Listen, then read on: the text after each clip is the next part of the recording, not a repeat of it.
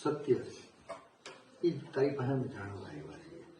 પછી આ બધા કૌટુંબિક પરિવારોની સાથે પરામર્શમાં એ છે અમારી મદદ કરવાની, કાયદાકીય રીતે, સામાજિક રીતે આખું ભવિષ્યમાં આવી ઘટનાઓનું પુનરાવર્તન ન થાય. બીજી દીકરીઓનું તારે પ્રેરણા સ્ત્રોત બનવાનું, તારે સમજાવવાનું.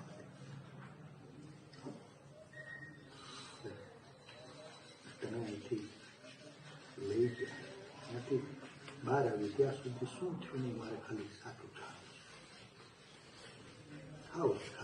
તારો ભાઈ બેઠો. અહીંયાથી પહેલા અમને રાત્રે 12 વાગે લેવા આવ્યા. 3 જેન્ટ્સ પોલીસ અને 2 લેડીઝ પોલીસ હતી. જગાડીને એવું કીધું કે તમારે પોલીસ સ્ટેશન આવવાનું છે.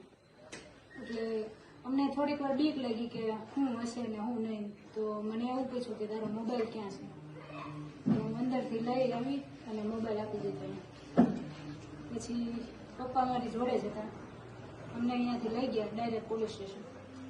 પછી ન્યાય એક સરે મારું નિવેદન લીધું, પપ્પાને હારે ન આવતું. પછી નિવેદન લીધા પછી એવું કીધું કે તમે અહીંયા બેસો, હજુ એક નિવેદન લેવાનું છે સવારે, પછી તમને છોડી દઈશું એમ. તો આખી રાત અમે બેઠા, પપ્પા મારી રાહે બેઠા. બીજે દિવસે 5 વાગ્યા સુધી નિવેદન લીધા, બધું લીધું. પછી 5 વાગે મેં રિક્વેસ્ટ કરી કે મને એકવાર મારા પપ્પાને વાત કરવા દો એમ. પછી હું પપ્પાને મળીને મેં એવું કીધું કે તમે ઘરે જતા રહ્યો એમ. પછી એ ઘરે આવતા રહ્યા અને મને નહીં રાખી. બીજે દિવસે અમને રાત્રે પાછા સિટી પોલીસ સ્ટેશનમાં સુવા માટે અમને ત્યાં લઈ ગયા. પછી ત્રીજા દિવસે સવારે અમારા ફિંગરપ્રિન્ટને એની કંઈક પ્રોસેસ હશે એ બધી કરાવી અને પાછા અમને અહીંયા લઈ આવ્યા એલસીબી ઓફિસમાં. અને ત્યાં સાયબરના સર ને એ બધા લોકો હતા. પાછું નિવેદન લેવાનું ચાલુ, એક પછી એક 4 જણાના નિવેદન લેતા ગયા એવું કર્યું. પછી બપોર પછી નહીં, રાતના એસપી સર આવ્યા પાછા. ત્યારે અહીંયા એલસીબી વાળા સર કંઈક રજા ઉપર હતા એવું કંઈક હતું.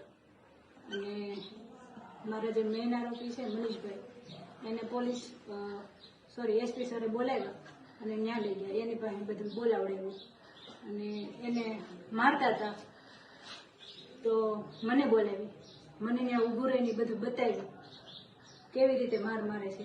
પણ તોય હું કઈ બોલી જ નહીં. પછી મને બેસાડી દીધી અને પછી પાછા અમને રાત્રે સિટી પોલીસ સ્ટેશનમાં સુવા માટે લઈ ગયા અને ત્રીજા દિવસે લઈ આવ્યા. પછી પાછા અમારા હતું એ નહીં પ્રોસેસ કે નિવેદન લીધા, આ કર્યું તે કર્યું, સરઘસ કઢાવ્યું અને રિકન્સ્ટ્રક્શન કર્યું એ બધું.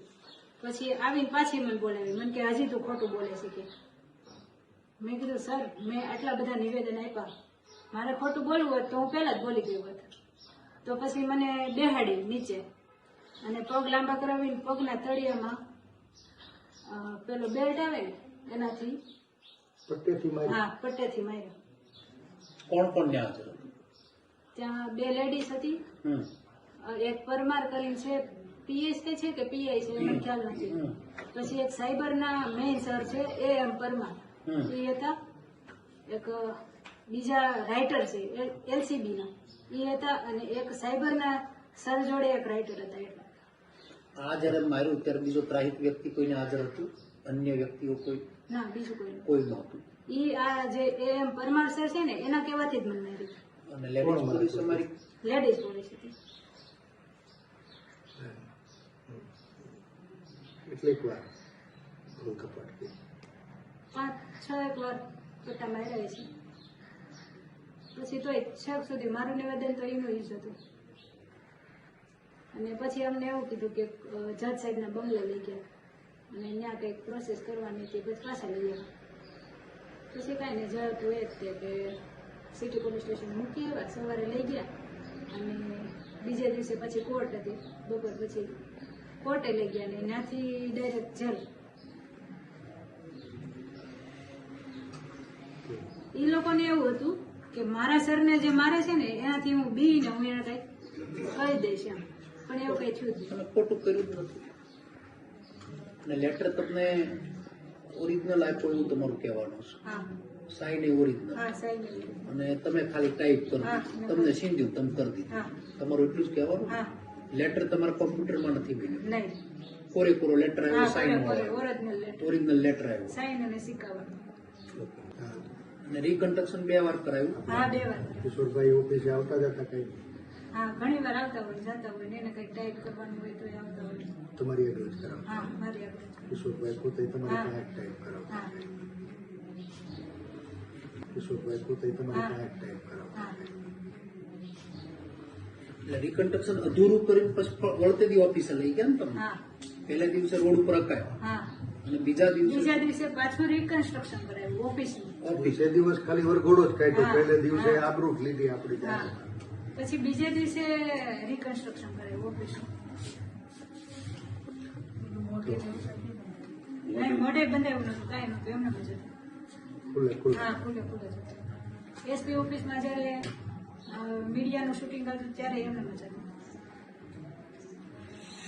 પોલીસની કાર્યવાહી બેટા તમને વ્યાજબી લાગી નહીં તો આપણે આની ઉપર કઈ કાર્યવાહી કરો એવો તમે ઈચ્છો છો શું કરવું છે આપણે તમારી યારે ખોટું કર્યું એને શું સજા